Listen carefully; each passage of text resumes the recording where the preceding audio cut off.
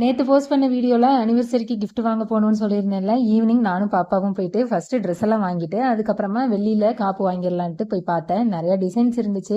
அப்ப அட்ஜஸ்டபிள்ல முருகரோட வேல் வர மாதிரி பார்த்திருந்தேன். ரொம்ப நல்லா இருந்துச்சு. பட் பிளெயினா இருக்கிற மாதிரி தான் வாங்கணும்னு ரொம்ப நாளா ஹஸ்பண்ட் சொல்லிட்டு இருந்தாங்க. சரி அவங்களுக்கு பிடிச்ச மாதிரி வாங்கி கொடுத்துடலாம் அப்படின்ட்டு அதே மாதிரி டைப்ல மார்னிங் ஃபர்ஸ்ட் ஷர்ட் கொடுத்தாச்சு. அப்படியே பாப்பாவும் டி ஷர்ட் கொடுத்து விஷ் பண்ணிட்டோம். அதுக்கப்புறமா சரி சர்ப்ரைஸா வச்சிருந்த அந்த கிஃப்டையும் கொடுத்து ஓபன் பண்ண சொல்லும்போது உங்களுக்கு எதுவுமே நான் வாங்கி கொடுக்கல, நீங்க மட்டும் இப்படி எல்லாம் பண்ணிட்டு இருக்கீங்களே அப்படின்ட்டு ரொம்ப ஃபீல் பண்ணிட்டு இருந்தாங்க.